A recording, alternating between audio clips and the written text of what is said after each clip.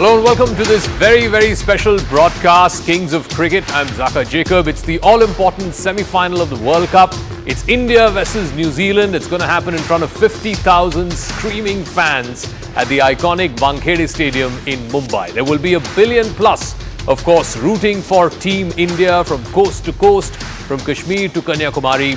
India have beaten New Zealand once in the league stage of this World Cup already. But will that have any bearing?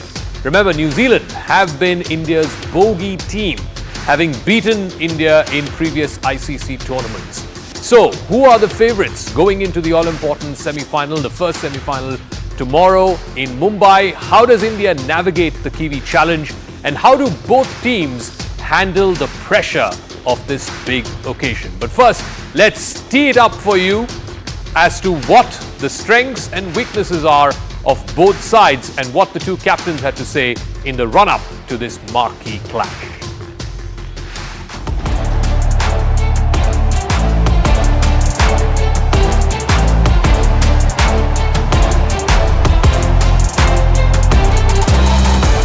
Get ready for the first semi-final of the ODI World Cup 2023.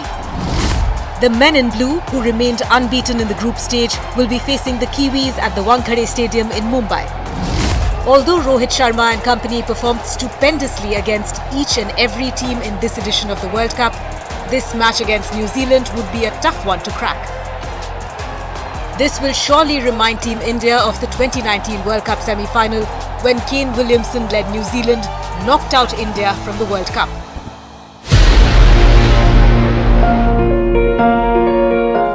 A billion dreams were shattered when Martin Guptill's direct hit sent MS Dhoni back to the pavilion and ended India's run in the World Cup. But the situation has surely changed this time around. Team India is running high on confidence and has already defeated the Black Caps once in this edition of the ODI World Cup.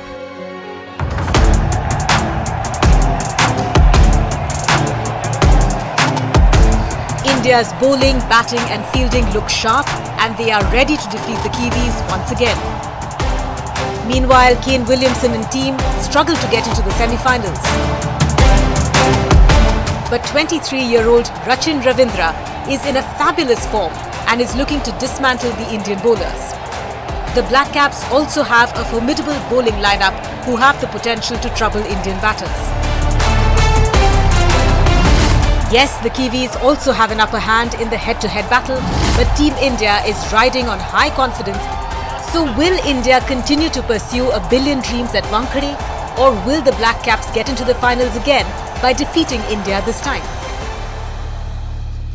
All right, and we have a very, very special lineup of guests joining us here in the studios. And we'll be opening up our phone lines where you can call and ask the expert. If you have any questions for our experts, you can also go to our social media handles on Twitter, on Facebook and on Instagram. 01206403751 is the question. So fire your questions. Here in our studios, like I said, a very, very special panel of guests. Mohinder Amarnath is former India vice-captain of the iconic 1983 World Cup winning team. Venkatesh Prasad, former India pacer. And of course, who can forget the 1996 quarterfinal, India-Pakistan in Bangalore. And of course, via satellite, we're joined by Murli Karthik, former India spinner. And of course, Ayaz Memon, senior sports journalist, also joining us. So let me start off. Let's tee it off. India versus New Zealand. They say New Zealand is India's bogey team. They've defeated us in the previous edition, of course, in the 2019 World Cup semi-final, in the in the World Test Championship in 2021. So they seem to have the edge over India on ICC tournaments. But this World Cup and the way India has played, winning 9 games on the trot, and New Zealand lost their last 4 games. Do you think India has the edge? No, I think when you're going and playing a semi-final, there are no favourites over here, to be very honest, because I think it's all in the past, whether India lost to New Zealand or they have lost a few games before the semi-final, but they have qualified for the semi-finals. Yes. So I think they're all ready. I think the good thing for them, the Williamson coming back into the side. I think that makes the batting order and the team preparation much better. And he's a very experienced player. Yes. Plus a captain. Correct. So because he has got the experience, he played in the last World Cup also. So I think both teams are equally matched and depends, who will handle the pressure better. But what is the X factor? What do you think on big games like this? Like you said, the past record does not matter. Yeah. It's about which team turns up on the day. What is the X factor in tomorrow's game, you think? No, I think this team reminds me of 1985 when we played the World Championship in Australia, and we won all the games. And when we went to the semis, I think there were slight hiccups over there in between the game. So there, what you need somebody to come good at the right moment. Over there, I think. But the way they're bowling, the way they are batting, I think they're a very, very settled team at the moment. And it all depends on the nature of the wicket also, because as we know, in Wankhede ball swings also, it spins a bit and good for the batter also. So everything is there. So how will you start? How will you handle the pressure? That's the key. That's the key. Venki, let's talk about New Zealand's record. I said World Test Championship 2021, they defeated India in the final. In the One Day World Cup semi-final 2019, we remember the heartbreaking run out of MS Dhoni. You saw that package a moment ago. Then, of course, there was the Champions Trophy all the way back in 2000 in Kenya. You were part of that team, right? So basically, in knockout games, India has not defeated New Zealand. There's also the T20 World Cup in 2021. New Zealand won that by 8 wickets. I mean, they say bogey team, the bogey man, and so on. I don't believe in any of that. Why should this be one of the marquee clashes? Because India has already beaten New Zealand once in this tournament, and reasonably convincingly. It was not a close match. It was a pretty reasonably convincing win. Will that be the thing on the back of people's mind, or the players' mind, or will it be, past tournaments and the past record and so on? Definitely, they would like to take the confidence into this game, the Indian team, having beaten New Zealand in the league stage, and having said that, there's going to be a lot of nerves actually, because there's no second chance now going forward. It's just one game, that's about it, right? So you got to get everything right in that game, that is the semi-finals that they're playing against New Zealand. So they cannot even put a foot wrong anywhere. Okay, and in terms of the statistics or the history that, where New Zealand has got the better of the Indian team in the knockouts or in ICC tournaments, that's all in the past. That's gone. I don't think Indian team or this Indian team would like to go back that long, whether it's 2000 or even 4 years back, 2019 or even the Test Championship as well.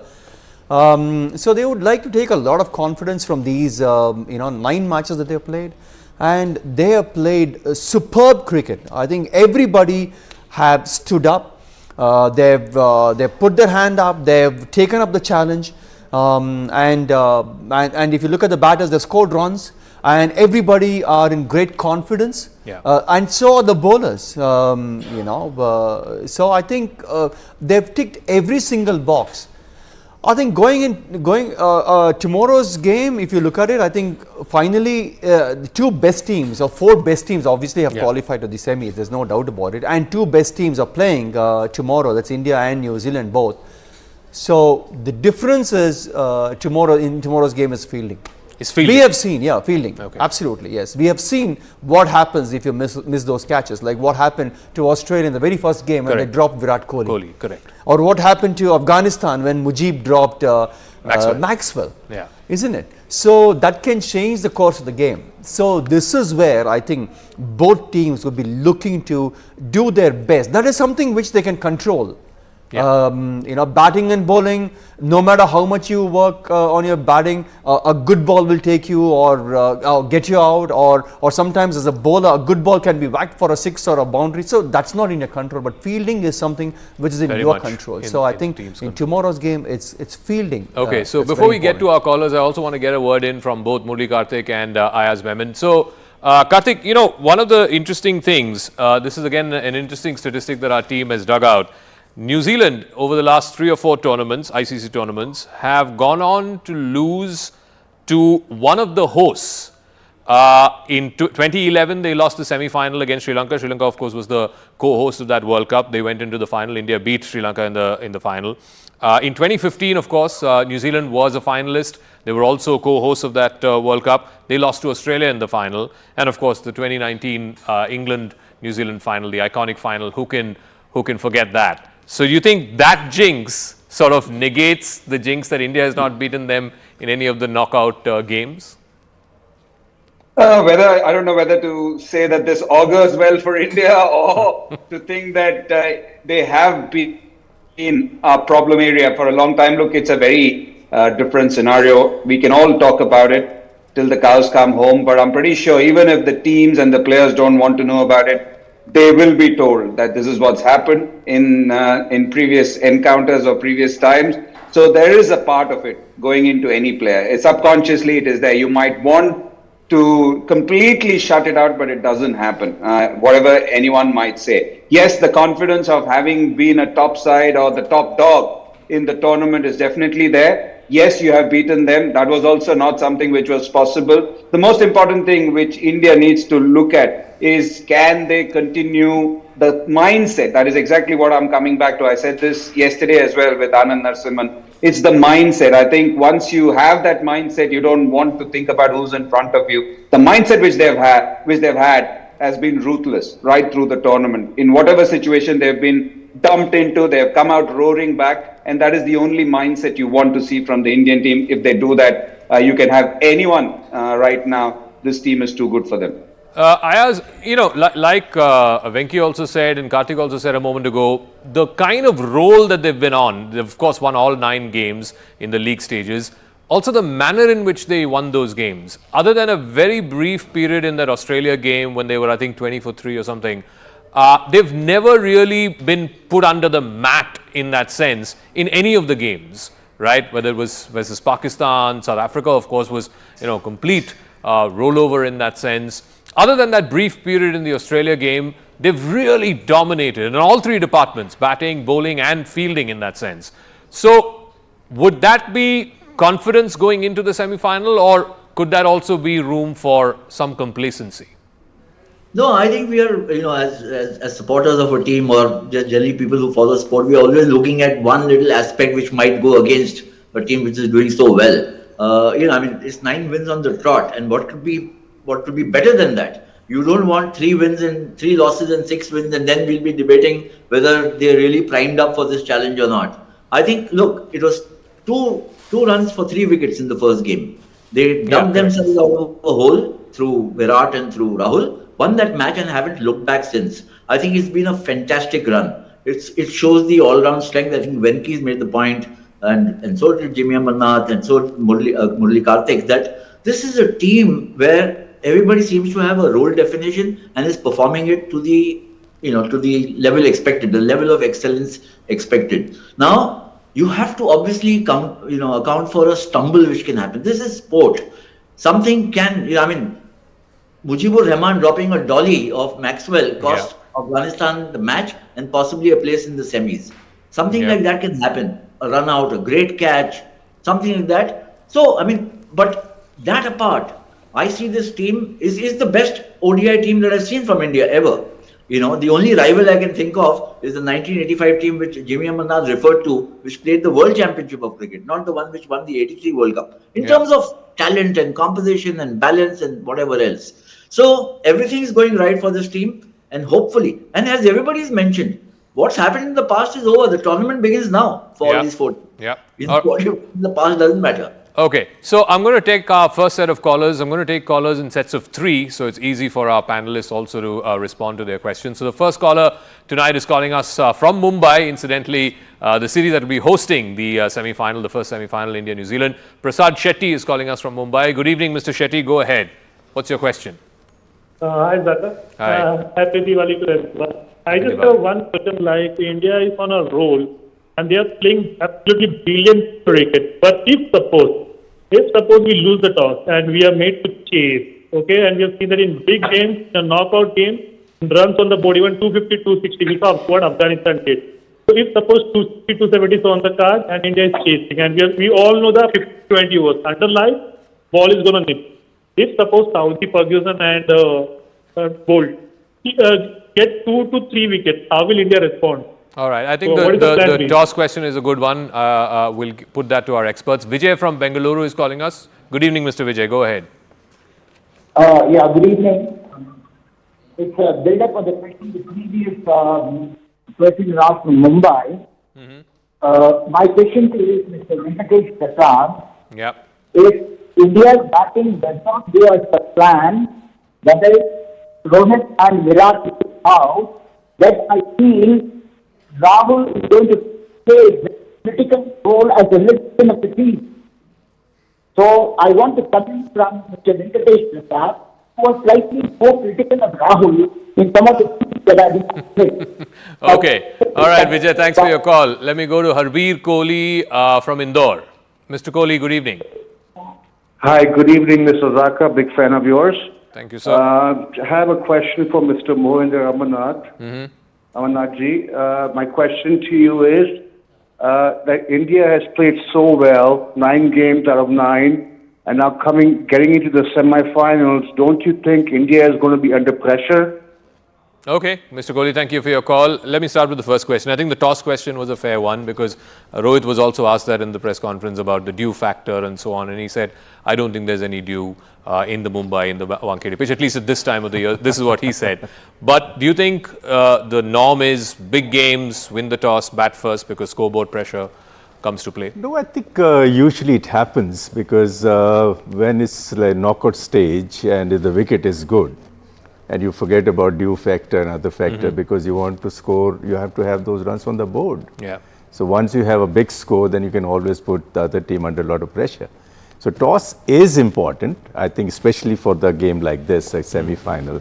And they have played against each other earlier. Of course, it was again a very tight game. It was not a one-way traffic. It was at end of the day, anybody could have won at that time. So I think the key factor over here, what New Zealanders have learned from their last defeat, that's the key thing over here. Because the way they bowl, whether they're going to bowl in a similar fashion or they're going to do something different.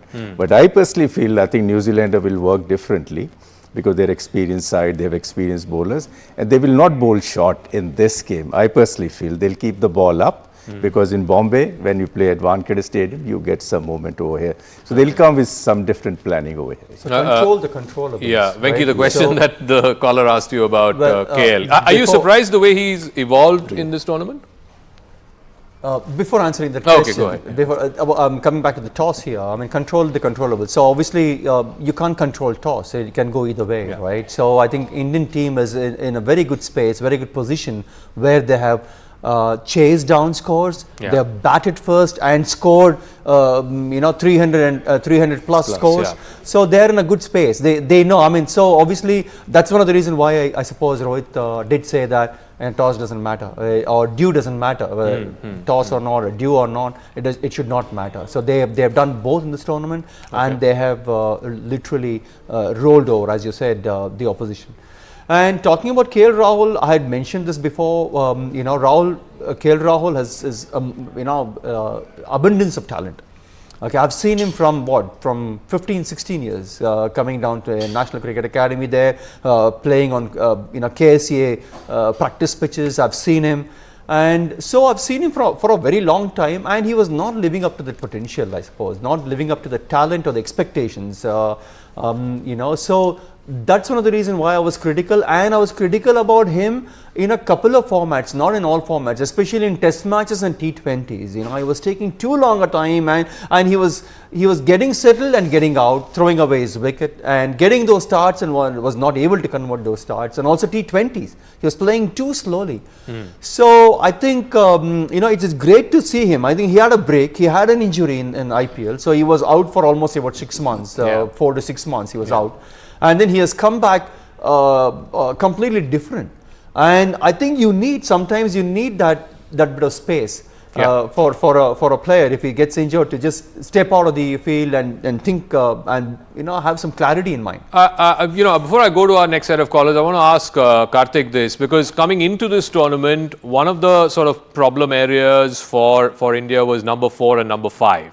Now between Shreyas Iyer and KL Rahul at 4 and 5, you think that hole has been bridged and their performances are there for everyone to see, Karthik? In a big way, Zaka. And I wouldn't say that it was a problem area. Maybe during the previous World Cup, that was a big one because Ambati Rayudu was tried for a long time and he did well.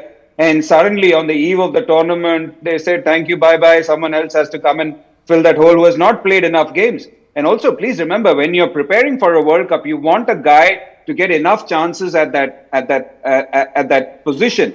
And talking of Shreyas and Rahul, look, Shreyas has had an injury, but he's performed really well for India. Rahul has had an injury, but he has also done, as Venki said, very nicely in ODI cricket. And when you look at his numbers at number 5, it's actually the best. And for him to have the dual role, which is something which everybody has to commend him for. For starters, I thought Ishan Kishan is still a better wicketkeeper, but the way he is kept during the tournament, I think it's been outstanding. The glove work has been stupendous. So all that has been addressed. But I wouldn't say that coming into the tournament, India had a problem at number 4, number 5. It was only amount of game time and also the fact that these guys were coming out of injury. I think they were trying a lot of people at that position. They tried Suryakumar Yadav for a bit. They tried Ishan Kishan for a bit. So a lot of people had sort of tried that number 4 position. But anyway, be that as it may, I'm glad that we sort of found a permanent 4 and 5, at least for the remainder of this tournament. Let's get other callers in. KV Sridhar is calling us from Chennai. Yes, good evening, Mr. Sridhar. Go ahead. Yeah, good evening. This is a question to the most senior player, Mr. Amarnath. I had an opportunity to meet your father, Mr. Lala, at the Chepa ground. It was a blessing in disguise. And let me put across a very straightforward question. India and New Zealand are poised equally. Going by the facts, tomorrow, what are the surprises going to come up? Okay, what surprise factors? All right, thank you for your call. Chetan is calling us from Amtagad. I hope that I got the name right. Amtagad in Chhattisgarh. Yes, go ahead, Mr. Chetan. Good evening. Quick hello to all the panelists and Namaskara, Venkatesh Prasad ji. And my favorite cricketer, Murli Karthik. My question is, can Ravichandran Ashwin find a place tomorrow in the semi-finals or the finals? Okay. Because, he's one of the senior players and well experienced in tough situations. I'm sure he's going to, in terms of batting and even the bowling, considering Wankhede. All right. Thank you for your call, Mr. Chetan. Mr. Bhushan from Noida. Good evening, Mr. Bhushan. Go ahead. Yeah, hi, good evening. My question is to Jimmy Amarnath. If India wins toss, should we go for bat first or ball first? Okay, thank you for your call. I think that question was more or less answered, that you win the toss, usually you want to bat first. But I think the question that the gentleman from Chhattisgarh asked about Ravi Ashwin, do you think the squad, which is a settled one, and they didn't change it even for the last game against Netherlands, which was a foregone conclusion, but you think they will tinker with the lineup on such a big game? No, Jaga, I don't think so, because I think it's a settled team and both spinners are bowling well. Seamers are doing their job wonderfully. Yeah. So unless there is an injury over here, only then I can see Ashwin coming in. Yeah. Otherwise, I think they'll go with the same. And to think that it was Hardik Pandya's injury that actually gave way for Shami, and then there was, of course, Suryakumar Yadav also being brought in. Do you reckon that this whole idea that we've had, and I guess we've been chasing for this number 7 all-rounder for a very, very long time now, but without having a full-fledged Pandya-like all-rounder, we're still doing as well as India have done in these last 9 games. That's a relative point of comfort, because again, they tried Shardul Thakur there, they tried all kinds of part-time bowler come batsman at that number 7 position, but now finally we're coming good with 5 quality bowlers. Absolutely. I think they've been top class. They've executed their skill to perfection, I should say, be it fast bowlers or be it spinners. And they've used their variations, they've used their angles. I think their strategies has been outstanding. And moreover, actually, they're not experimenting much with their bowling. If you look at the faster bowlers, they are just bowling the test match line and length. I've been saying this again and again and again. And they're not doing too many things. They're not bowling those change of pace early on, or they're not bowling those Yorkers early on. They're just hitting that 3/4 to back of length and on or around the 4th stump, and so this kept on asking questions. Trio of Bumrah, Shami, and then Siraj. This is as good as Indian pace bowling has been in a while. Fantastic, absolutely, yes. They've got the pace, they've got the skill, they've got an amazing seam position, all 3 of them, and yeah, as we speak, people also have said that if Bumrah doesn't get you, it's Siraj or a Shami or the couple of other spinners. So I think the whole bowling department is doing extremely well. And again, they've taken up the role. They've been responsible and accountable, because we were just going in with 5 bowlers. That's about it, right? Yeah. I think that was a big call, Karthik. As a spinner, to see two full-time specialist spinners play almost all the games that we've had. That must be heartening. And you know, both of them have done very well as well. Both Kuldeep and Jadeja have also been in the thick of wickets. Jadeja, in fact, even got a fifer in the game against South Africa. Yeah, absolutely. One of the key things which this bowling lineup has done is obviously there are the others and some good batters up against you. They've not allowed any opposition to get away from them. Even if there's been a partnership, when they've come back strong and they've hit very hard, which means that they've got wickets in clusters, which means the teams don't get away. You look at the way they've all bowled. I think at one stage, Jasprit Bumrah was his economy was 2.9 in the power play. Siraj was slightly expensive, but he still gets you wickets. Mohammad Shami, from the time, as you said, he has come in, he has taken wickets. The most important thing is spinners. As the reason why I say that is in the middle overs in ODI cricket, it tends to stall or it tends to meander a bit. And both these guys have the ability to get wickets in the middle overs. And once you start doing that, and once you have a bowling lineup which can be used at any time, Bumrah can come in the middle and get you wickets. Siraj can do that. Shami can do that. And obviously the spinners are doing that. So they've all been complementing each other depending on the situation. And that's why I also use the word adaptability. Adaptability, because India has played 11 different centers and 11 different types of wickets. So to adapt to all those wickets, the pace, the length which they need to bowl, it's been top quality. All right, more callers calling us. Mr. Vinod is calling us from Chennai. Good evening, Mr. Vinod. Hi. My question is like Rohit have tried array of bowlers against Netherlands, non-bowlers. Yeah. So my question is for the three ex-cricketers, which I love most, especially Amarnath ji. And my question is like, if a bowler is having a bad day tomorrow, whom they will opt for? All right, thank you for your question. Srinivasan is also calling us from Chennai. So my question is, what will be the impact of not having a full-time all-rounder when if the winner and one of the then manage. All right, thank you. Sridhar is calling us from Bengaluru. Sridhar.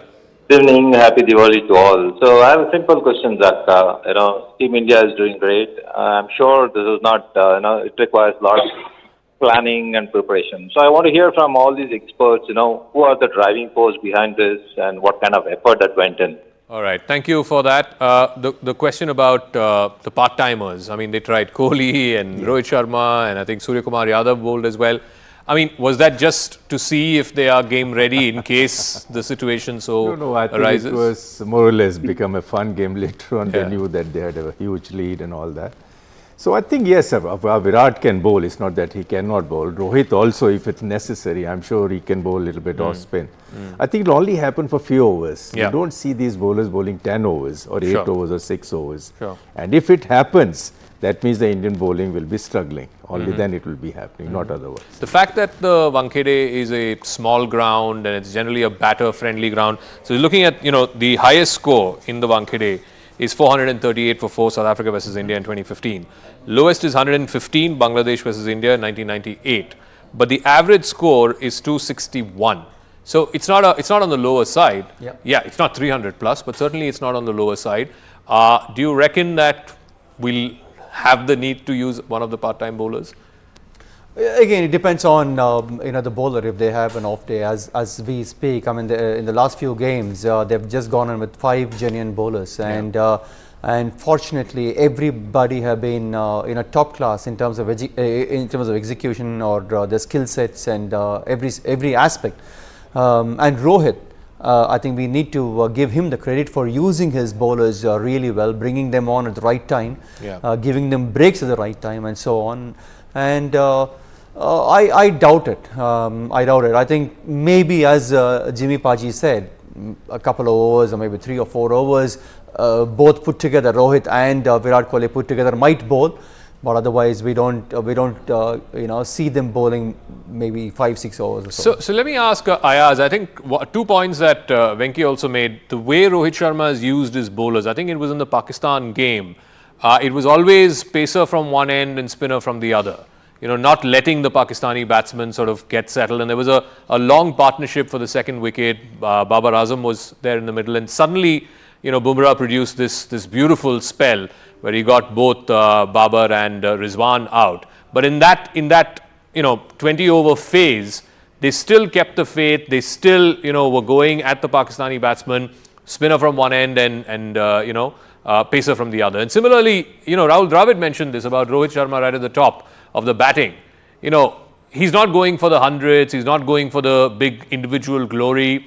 He really understands that he has to lead the team from the front. This is a modern day one-day game that they're playing, as Rahul Dravid said, that we had fallen too slow some years ago. Our openers were, in the traditional mold. They were trying to get the eye in, go for the big personal milestones and so on. But now the modern game has changed with Baz ball and what have you. So it's almost like, going back to the 90s when you had Jayasuriya and Kalutarana sort of opening for Sri Lanka, and it was just, go from the first ball. And so Rohit, in a sense, has taken that onus on himself, and that when the captain does that at the top, I mean, the message just rubs off on the rest of the team. That's what Rahul Dravid had mentioned. So just a word on how Rohit Sharma has sort of, risen to the occasion, particularly in this tournament. He's not had great success coming into this tournament, but in this tournament, it's almost like a new team has been born. Zaka, I mean, look, when you discuss or when we talk about Rohit Sharma, we have to first up say that he's one of the all-time greats, certainly in white ball cricket. You can count 5 cricketers on your fingertips, and Rohit will feature in that. And I'm saying it across generations. So he's got a stupendous record. Last World Cup, he had 5 centuries, which was, is mind-boggling. And what he said is right. I think there are 2 aspects to how Rohit Sharma has performed in this tournament. One is as a batsman who's going out and making the most of the power play. He's in overdrive from the first over. And when it's needed, I think Karthik mentioned this in one of the earlier shows, when it was needed against England, he played a completely different type of knock to make sure that India wins. Small total you're chasing, but you needed somebody to stick out on a slightly dicey pitch, and he did that. So he's leading from the front. The way he bats, he's easing the pressure on the batsmen who follow, because he's giving you such a flying start and the other team is going helter-skelter. And then there is the captaincy. I think that, look, at least for people like me, and I've seen him in Bombay, I've seen him in the IPL, and obviously a lot of what he's done for India as a captain. He's a very canny captain. He's a very canny player. He susses out opponents very, very early, and then he plays. He's got, I think certainly the game plan has been put in place with Rahul Dravid and him and the senior pros. I think also add in Ajit Agarkar, who I think as a chief selector has a very big contribution to make, because these 3, when they got together, they picked up a squad which had some compunctions that people had. Ye chalega, wo nahi chalega, keeper batsman, this, that, and the other. It's all worked out well. Now, and Rohit as the captain, you have to give him credit for a lot that is going right. There is no template fixed template for how ODI cricket or any format of cricket should be played. It keeps evolving. It may be a different Rohit you see tomorrow, depending on the match situation. Yeah. But so far, he's been absolutely magnificent. So let me go to other callers also who are calling us. Vishwanathan is calling us from Chennai. Good evening, Mr. Vishwanathan. Good evening to everyone. I had a question about the something which was not picked up in the mainstream media, but I read about it a couple of places. That the ICC is monitoring and virtually dictating that the pitches should not be turners. Now, my question to the panelists, would they ever dare to do this? If the World Cup was being held in England or New Zealand, and they say it should not seam and swing. I think this is affecting the composition of the team. India is playing 3 genuine fast bowlers, which they never do. Okay, well, thank you for your question. I haven't seen this anywhere, but we'll put that to our panelists. Vinod is also calling us from Cochin. Vinod. Hi, good evening. I mean, I've been hearing the panelists talk about Rohit Sharma's approach throughout this tournament. Yep. So I just wanted to know, being in the knockout, especially if India is chasing, will he be forced to take a cautious approach at Wankhede while chasing? Because, the pattern has been such in Wankhede that the new ball has been doing all kinds of things. Okay. And batting tends to get easier after the 15th over or the 20th over. All right, thank you for your call, Vinod. Let me also get one more caller in. Rahul is calling us from Gurugram. Rahul. Yeah, hi, good evening. This is Rahul from Gurugram. I had one question for the panel. While we see that the Indian team seems quite unstoppable, is there any weakness which the panel sees in the team right now? Any one weakness? Okay, thank you very much for your call. Any one weakness that the panel sees in the team? I mean, they say success is many fathers, so this team is on a roll. You can't. It's hard to find a chink in the armor. Yes, definitely yes. But then tomorrow's game is going to be extremely challenging because they have to face maybe not just 10 overs of left arm spin, probably 20 overs of left arm spin with Rachin Ravindra and Santner. Yeah. And also they have to come up against Bolt, so left arm seamer. So I think they've got, even New Zealand has got all bases covered. Kane Williamson has come back. He's leading the team extremely well. He's playing superbly as well at number 3 and 4. And they've got the bowlers, they've got the pace in it, they've got bowlers to who can swing the ball and they coming from different angles.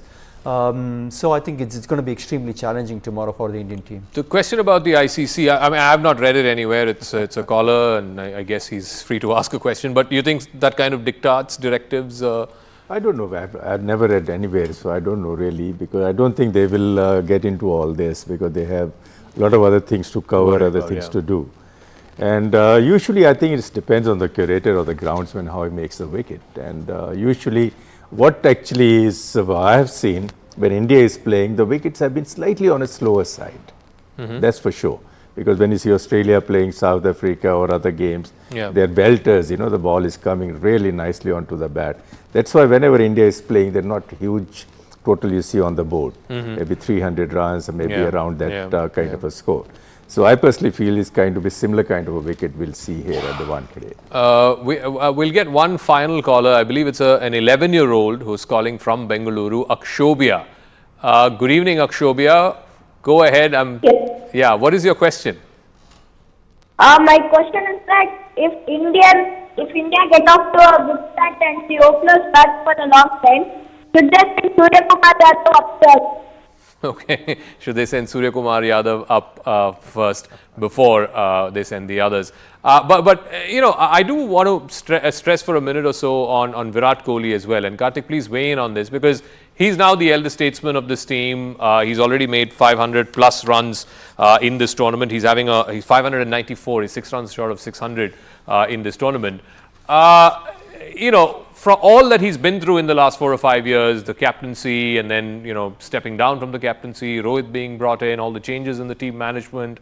But he seems to be finally enjoying himself. So is the rest of the team, but particularly Virat needs to be in that frame where he's enjoying his cricket, he's enjoying the senior statesman role in this team, and he's having fun from whatever the videos that we see on Instagram and Twitter and all these medal ceremonies for fielding that the support staff seems to have.